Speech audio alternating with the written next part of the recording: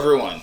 Today we're going to be starting to talk about the path to the Civil War and some of the political events that started the lead up to really the greatest turning point in American history. We're going to start off today with the Missouri Compromise. In 1820, passed through Congress by a man named Henry Clay, admitted Missouri as a slave state. Now, I want you to look at the geography here. The northern states here, predominantly free. These states in this purplish color, and then these in kind of tannish color, were territories, not yet states, and there was a debate among slave states and then free states as to whether or not these territories, as they became states, would be slave or free. And the argument from the free states was, well, we want them all free, and the slave states said, well, we want them all slave states. And what they came up with was this plan for everything north of this line, 3630, would be free. Everything below would be a slave state, with the exception of Missouri. Okay, Missouri is admitted as a slave state, but balanced by admitting Maine as a free state. Okay, so this state gets admitted as a free state, becomes a state. The South wanted to balance things out, and so this becomes a slave state because it was the next in line to do so, to keep the numbers even. And then the idea then is everything through below Missouri essentially becomes a slave state as they become states. Also ban slavery in states north of Missouri's southern border. Okay, John Tyler. The dates here you see are birth to death. 10th president. He was in office from 1841 to 45. Becomes president after William Henry Harrison dies in office. He's a Southern slave owner, as many of these presidents were, and first president to have impeachment proceedings against him.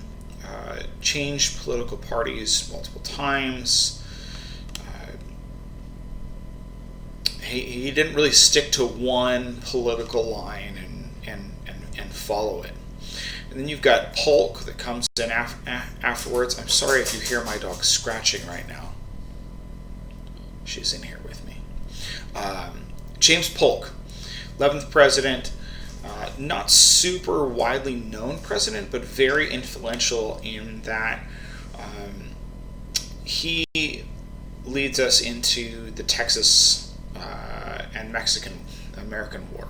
Okay, U.S. annexes Texas in 1845 as a slave state. After defeating Mexico, the United States adds California and the desert Southwest, but would they be slave or free territories? Because everything above this line is supposed to be free. Everything below is supposed to be slave. And this is all disputed territory, because there's not a lot of American citizens living there. There were former Mexican citizens, and even more overwhelming were these are all Native American territories that the Native Americans have been there for thousands of years, and the westward settlers are going to be encroaching upon their territories and coming into a lot of conflict as they move west. But the political debate here is whether or not these are going to become free or slave states. The U.S. added California to the Southwest. So this entire area here, there's mountain range right over here, but like the majority of this area is one giant desert that's not going to be super populated. And so the debate comes like, well, you've got this giant coastal region, and more mountainous regions over here. There's a good chance that there's going to be more settlers moving into these areas than down here, because it's harder to live in the desert. So do these become slave or free territories as you've acquired these things new? Slave states in the South were worried that there would be a disproportionate number of states / people that would be free and advocate for freedom of slaves, and this would cause an imbalance in Congress. And there were senators and constituents in the South who were willing to secede from the Union if a great imbalance became a thing. Okay, so the Wilmot Proviso and Calhoun resolutions. Wilmot Proviso provided in 1846 by David Wilmot proposed a complete ban on slavery in any territories U.S. might acquire from Mexico. Okay, anti-slavery. Senator John C. Calhoun, South Carolina, counters the states own U.S. territories in common, and Congress holds no authority to ban slavery in territories. So, like I was alluding to on the last slide, there is a debate on whether or not to make these places free or slave. The U.S. Senate refused to vote on the Wilmot Proviso, but it provides a door that opens up an idea that maybe the states can choose for themselves. And you'll see that later on with popular sovereignty. Proposed by Senator Lewis Cass of Michigan, citizens of each new territory should be allowed to decide for themselves on whether to allow slavery there or not. The idea becomes popular because it prevented Congress from having to make a decision. And also, it's very American. This idea of the people being able to choose for themselves how they should live, and the laws that should govern their people in a localized area is a very, very American thing. And it was widely popular. Okay, this issue of slavery then leads to a split in the Whig Party. If you remember from our discussions about the Whigs, when we were talking about the American Revolution, the Whigs comes from the name Whigamore, which is essentially a name for like the common people or common working people in the society in England. And they become a political party in the United States, representing, the working people who were not represented, etc. And this party ends up splitting into two sections: the conscious Whigs who oppose slavery, and the cotton Whigs who support slavery. The Southern cotton fed the Northern textile factories. Okay, after pro-slavery Zachary Taylor becomes the Whig nominee for president, conscious Whigs quit the Whig Party and join themselves with Northern anti-slave Democrats. So it creates a new party called the Free Soil Party, opposing expanding slavery to the free soil in the West. So if you hear that term Free Soil Party, it's referring to freedom for slaves on that soil. You can remember it that way. Okay. The election of 1848, Democratic candidate Lewis Cass promoted popular sovereignty, proposed a veto to the Wilmot Proviso if passed. Free Soil candidate Martin Van Buren supported a complete ban on slavery in the West. The Whig candidate Zachary Taylor is a moderate. Okay, and this is leading up to the election of 1848. So you've got Lewis Cass, who's promoting popular sovereignty.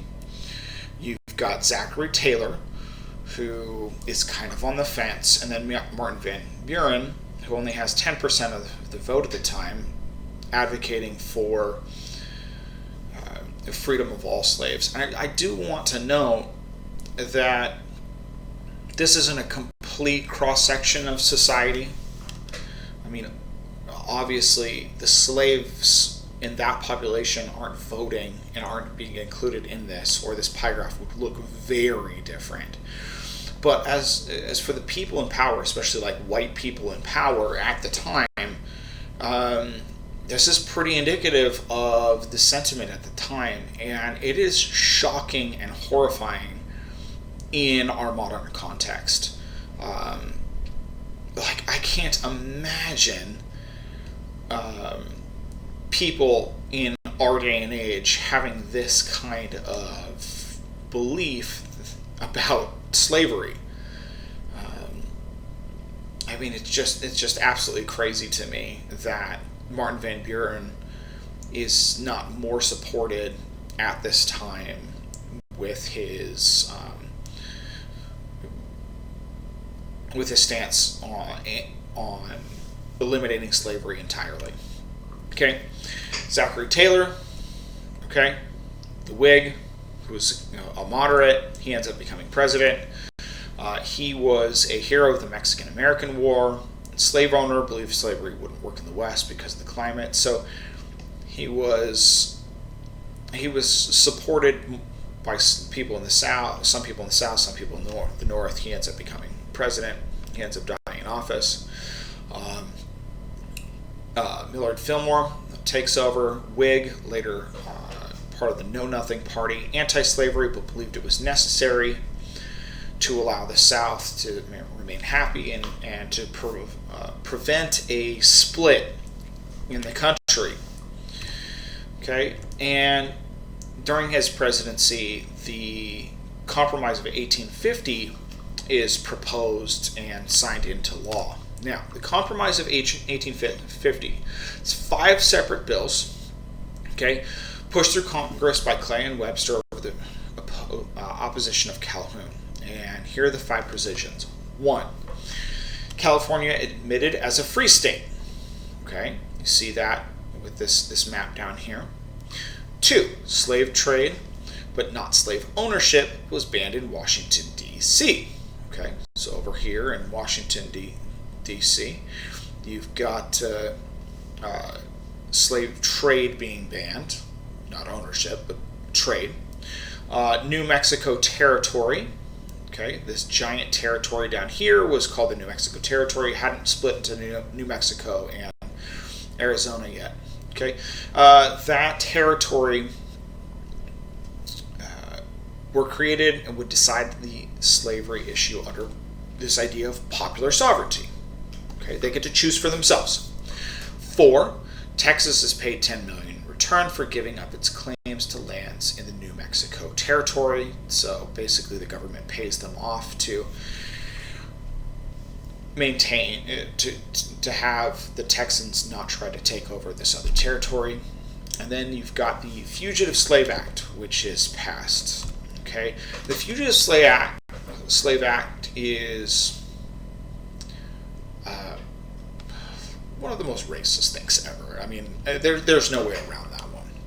Law enforcement anywhere in the United States obliged to arrest runaway slaves and return them to their owners.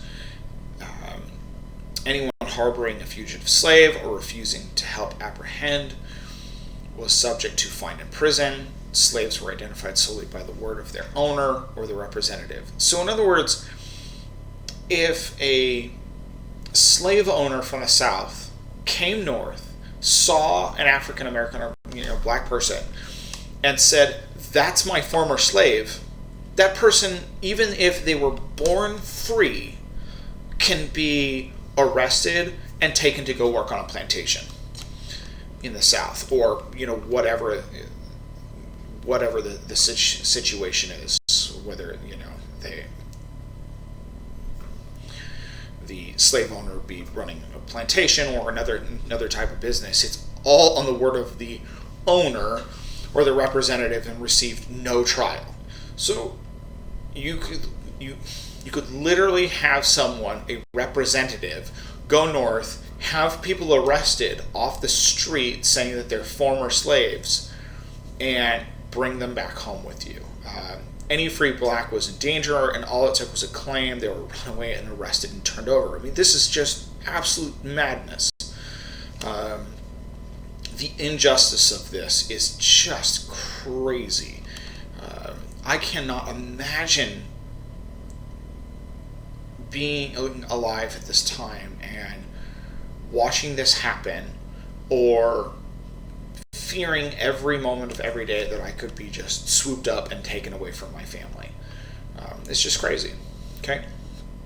And then you have a novel written by Harriet Beecher Stowe in 1852 called Uncle Tom's Cabin. Now, Uncle Tom's Cabin is immensely important in world history.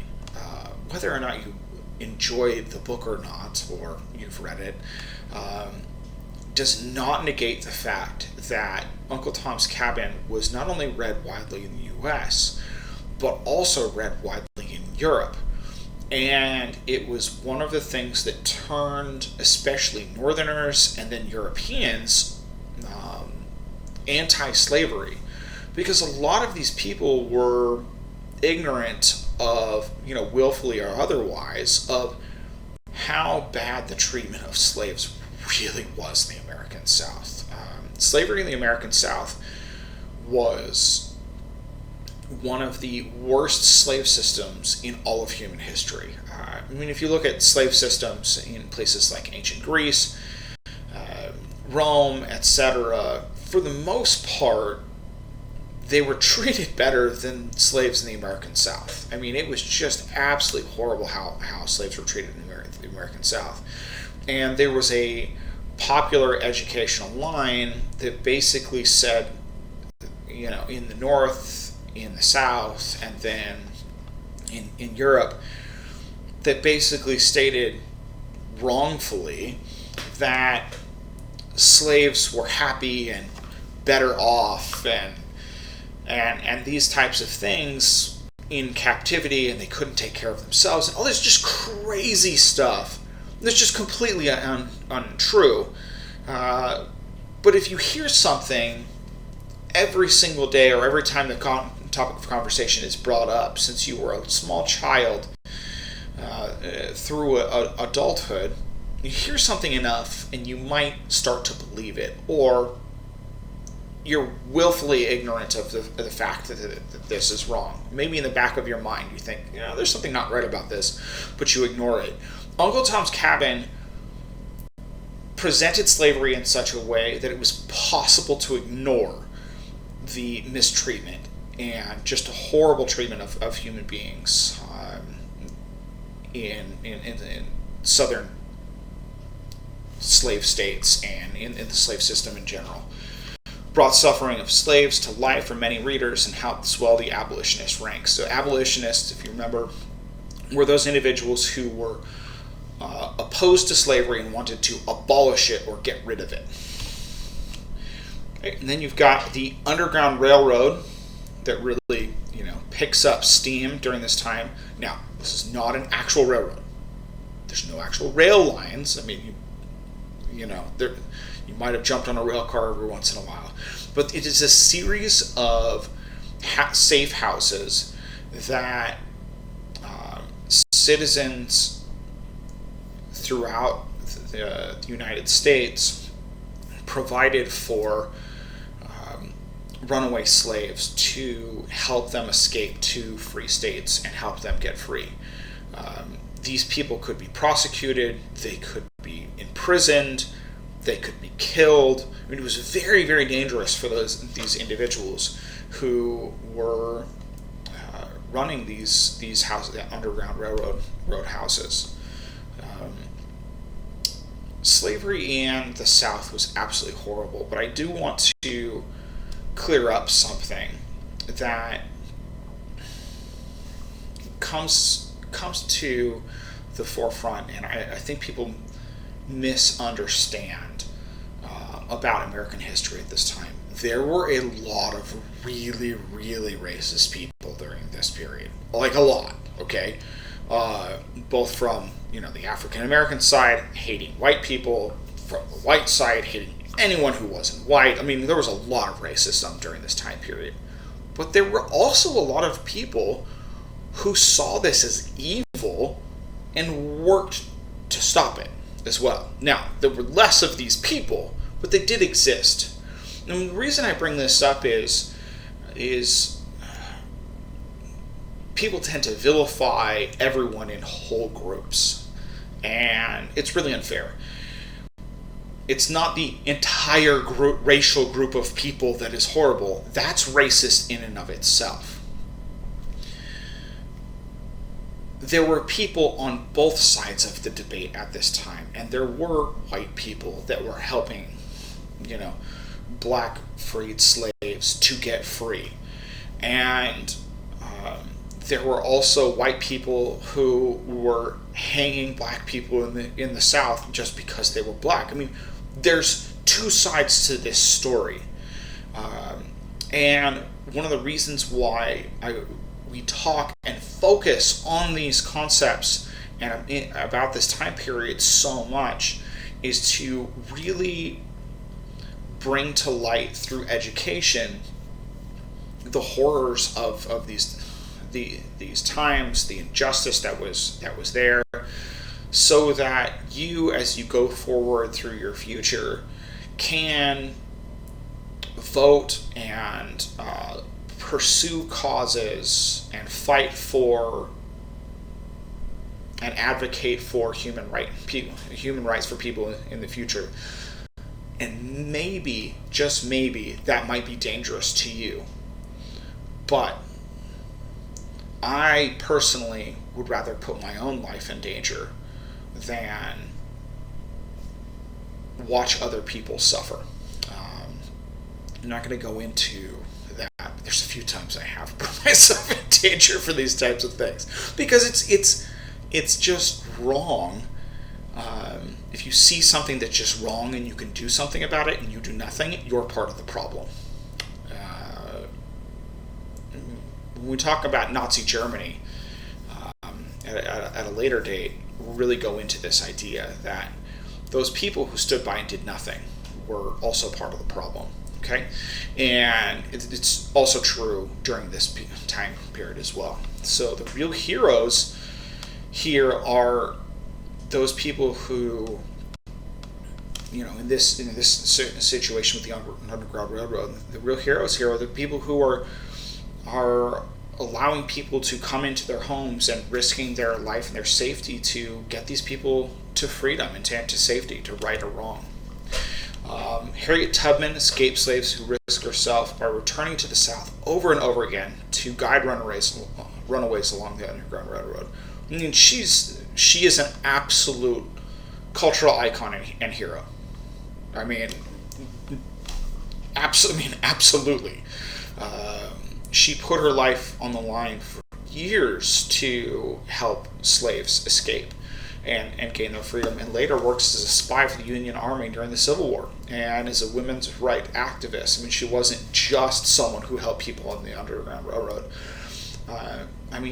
She's not only a cultural hero, but she's a war hero as well.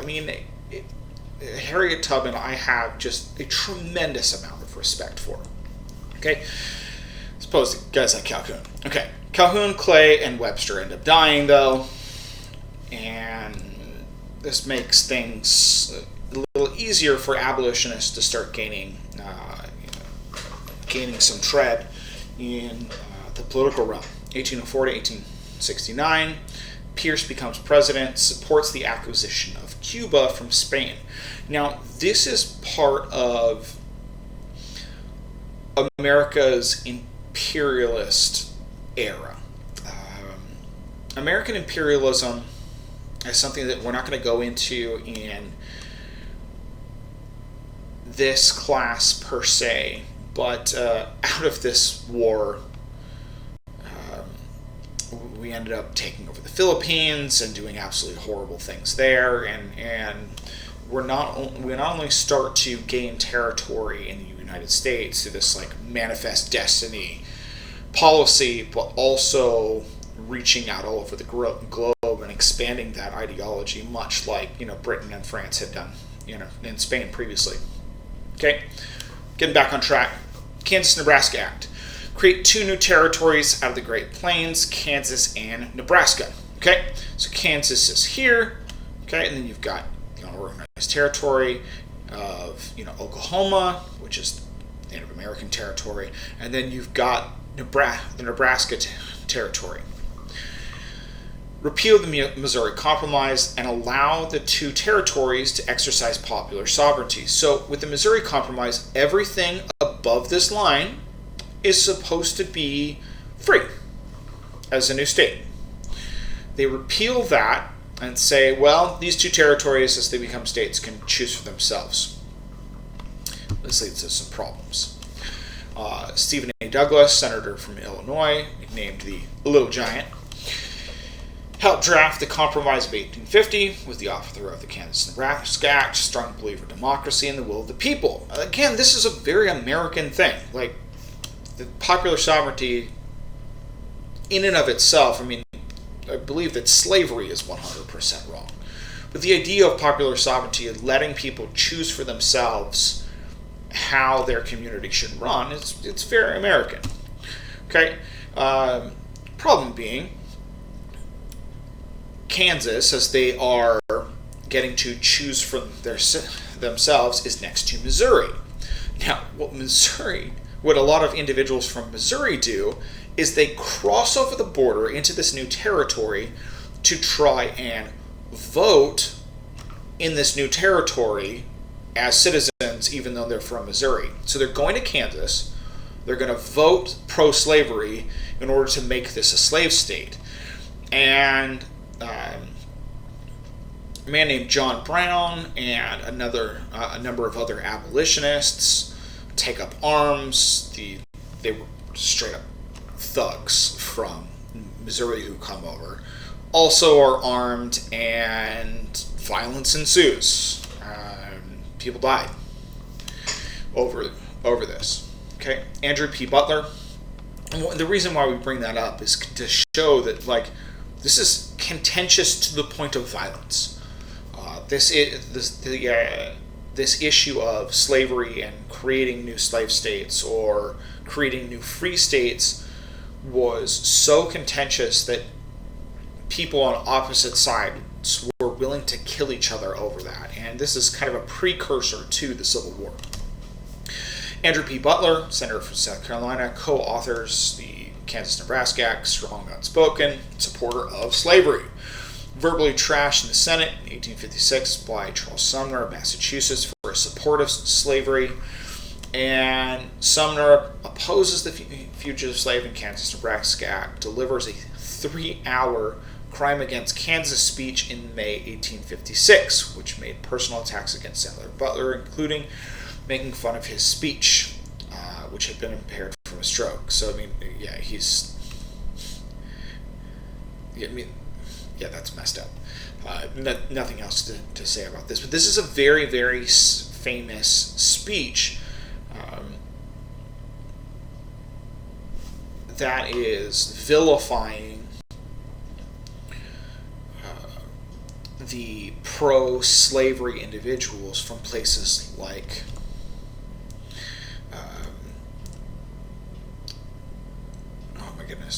Missouri.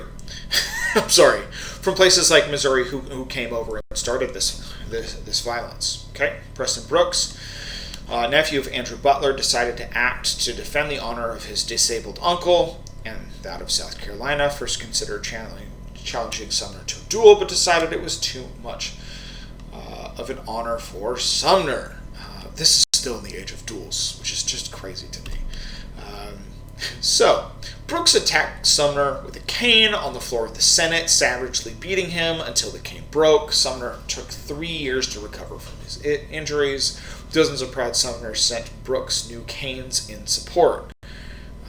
Again, you've got people who are willing to come to blows and instigate violence in support of these ideas.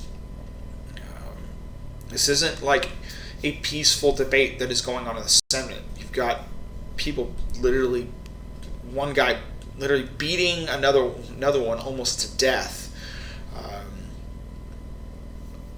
One over, making fun of his uncle and his speech impediment, which was just wrong. Shouldn't have done that. But also because of this difference in ideology, free and slave. Okay, the Republican Party, Republican Party, founded in 1854 by a mixture of former Whigs, free soilers, and anti-slavery Democrats. So you've got the consensus Whigs forming the Free Soil Party, anti-slavery Democrats coming in and forming the Republican Party. So it's a bunch of anti-slavery individuals who were forming the Republican Party at this time, direct response to the Kansas-Nebraska Act. So you've got all these like-minded individuals coming from different parties who are forming this new party that's anti-slavery. Then you've got the Know Nothing Party, an American party, nativist party that opposed immigration, is fiercely anti-Catholic. The Know Nothings are just straight up one of the most racist parties that ever existed. It's basically like, if your skin is not white and you're not born in America, you don't belong in America. In free America. It is essentially the ideology here for the Know Nothings. Very anti-immigration, anti-Irish, anti-Catholic, anti-anyone with another skin color, just straight up racist. Yeah. And when you see this flag that says Native Americans beware of foreign influence, they're not talking about Native American like Indians. What they're talking about is white people born in America. They just left out the actual Native Americans from anything and pursued violence against them as well. Okay, initially successful but short-lived since its members were divided over slavery. Election of 1856, Republicans nominated explorer John C. Fremont. Democrats nominated career politicians and moderate James Buchanan. Know Nothings nominated former President Millard Fillmore. Okay, Buchanan ends up winning out. One of the reasons for that is because the other two candidates really split the vote. If Fillmore hadn't been running, it would have been a lot closer of a race between Fremont and Buchanan. But notice it's not the advocate for freedom here that wins out. It is the advocate for slavery. James Buchanan, 15th president, only unmarried president, believes the South could only be kept in the Union through concessions and compromise. This infuriates Northern supporters, failed to successfully deal with increasingly violent sectionalism. So you've got a situation where people are becoming increasingly violent over this issue of slavery, and he isn't really dealing with it. Okay? And then you've got the Dred Scott decision. Slave who sues for freedom on the grounds that his master had carried him into states where slavery is illegal.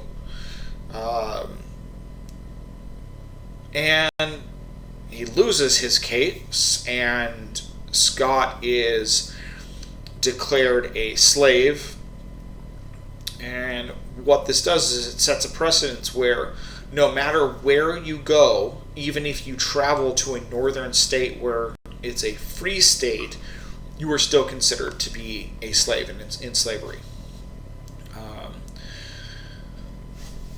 Excuse me. Okay, Dred Scott versus Stanford is essentially what I just said. Roger Taney ruled that since persons of African ancestry were not citizens of the United States, were instead private property, they were not protected by U.S. laws and could not sue in the U.S. courts. It's just racist. This is why the Civil War amendments that we'll talk about become a thing. Now, I've got a really good book on this.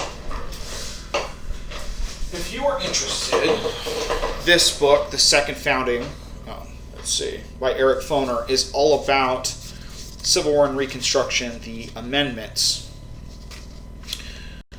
which include the 13th, 14th, and 15th Amendment to the Constitution, and how they completely changed the way American runs, operates, and Foner advocates that this is like a second founding of the United States and the refreshing and expansion of freedom for all people. This doesn't happen, though, till the Civil War.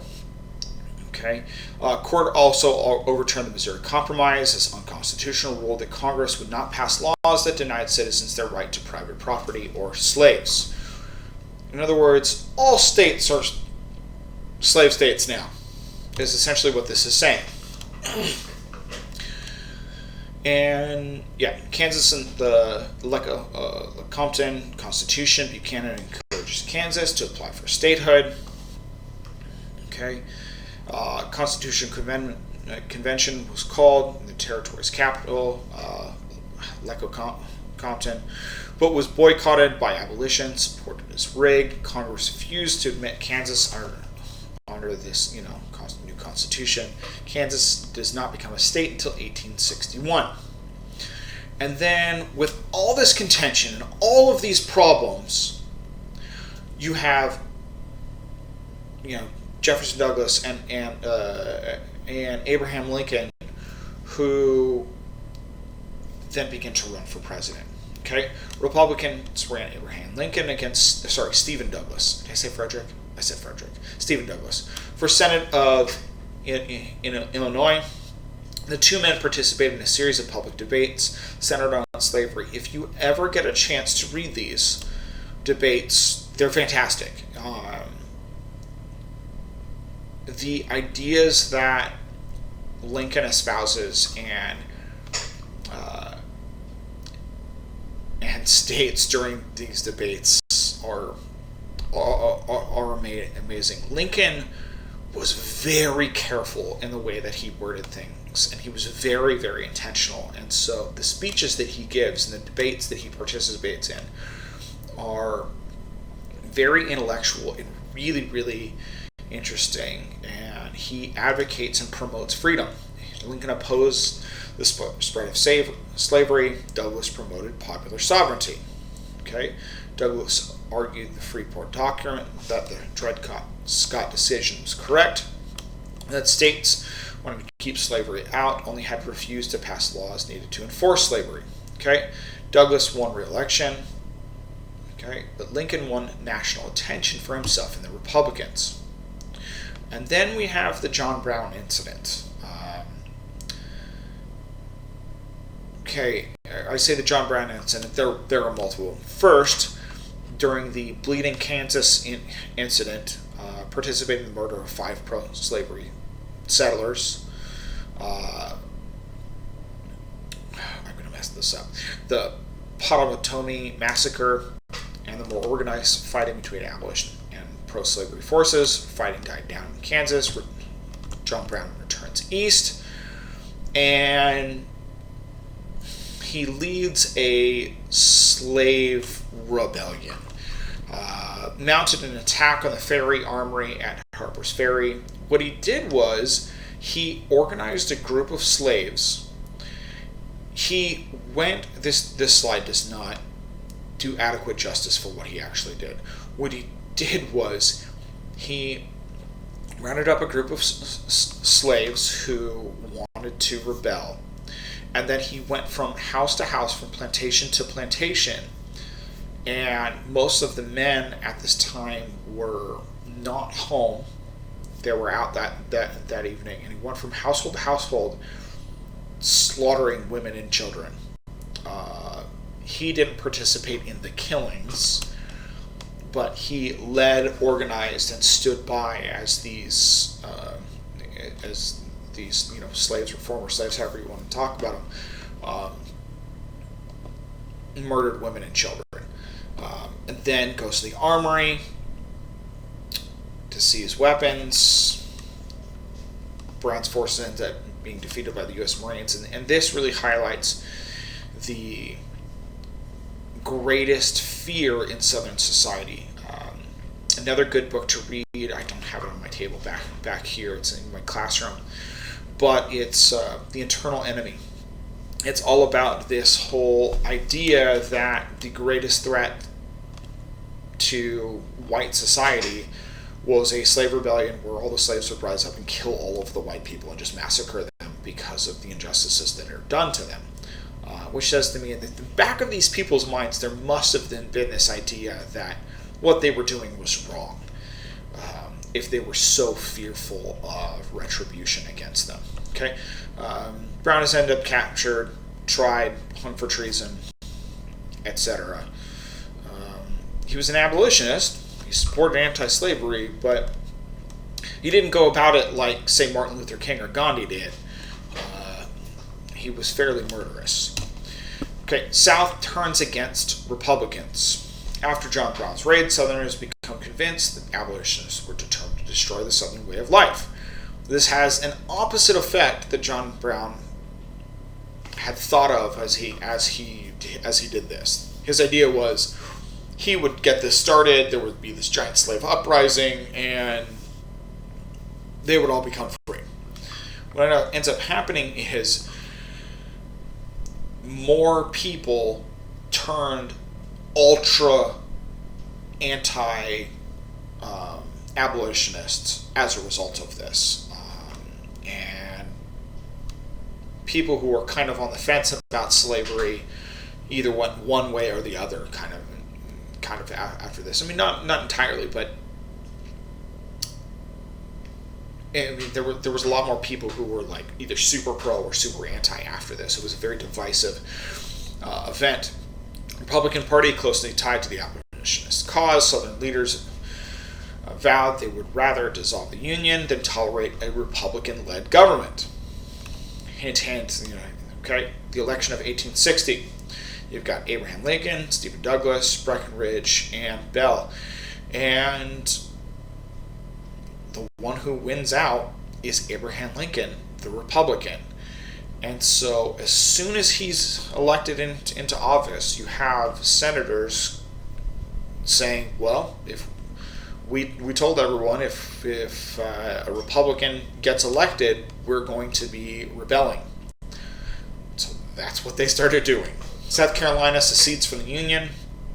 Basically, seceding is to cut your ties and become your own entity apart from the original government and country. President Buchanan had been elected but not inaugurated, declared secession to be illegal but refused to use military force to stop it.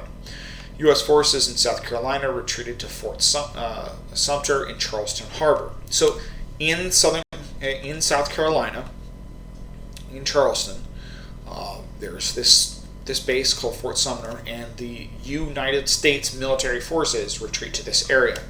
South Carolina, followed by Mississippi, Florida, Alabama, Georgia, Louisiana, and Texas, they're followed by in secession. So all of these states basically say we're no longer part of the United States. Okay, Abraham Lincoln becomes president, 1861 to 65. He's Republican. His election would prompt the South to succeed. Lincoln would have to decide whether to let them lead the United States or to fight and force them to stay. He chooses to fight. Hint, hint. The fight would be called the Civil War. He ends up being assassinated in 1865. Chittenden's Compromise, Senator of Kentucky, proposed amending the United States Constitution forever guarantee slavery where it already existed and reinstating the Missouri Compromise. Republicans absolutely refuse. Jefferson Davis, in February of 1861, secessionist states declared themselves to be an independent nation, Confederate States of America, wrote a new constitution, and elected former Mississippi Senator Jefferson Davis as president. Now, this was a failed government, and it was similar to the Articles of Confederation that was the United States' first government and our failed constitution, essentially. And it gave too much power to the individual states, and so Jefferson Davis he struggled the entire time he's in office to get supplies and troops, etc., to fight the Civil War, and it really makes it difficult for him based on how this government is set up. Okay, April 1861, Lincoln announces that he intends to reinforce Fort Sumter. South demands that Fort Sumter surrender. Fort refused. It was bombarded with cannon fire for 33 hours. And this is the official start of the Civil War. If you get asked on an exam or something like that, where did the Civil War begin? What event was the start? It's the firing on Fort Sumter. April 13th, 1861, Fort Sumter surrendered to the South. The Upper South succeeds. Okay. These states secede after the fall of Fort Sumter, and these border states here, slave states that did not secede. Lincoln began to, and in these places like Kentucky, you have people who are going to, some families are torn apart. They're going to join the fight for pro-slavery, and some are going to join the fight anti-slavery. And at the border where all this fighting is happening, you have individuals who are torn in this debate. So Lincoln begins to build an army to fight the South, prompts the southern states of the Upper South to secede. Why did I just explain? Okay, Lincoln needed the remaining 4 slave states, Delaware, Maryland, Kentucky, and Missouri, to stay in the Union. Delaware committed to the North. Lincoln imposed martial law in Maryland. Kentucky sided with the North. Missouri voted to stay with the North. Okay. Confederate States of America. Now, this is interesting. This is actually the flag. Not this one. Just throwing that out there. Okay.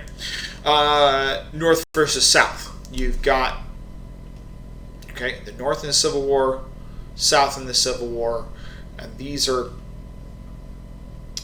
this is Union territory, essentially. Okay. So this is all Union territory. This is who they're fighting against. And that is the end of the presentation on the path to the Civil War. Now, I know this was a very, very long video. It's one of 2, but I wanted to provide some context on the Civil War for you guys as you go through this unit. Thank you so much if you watched through to the end of this video. Have a fantastic day. Thanks. Bye.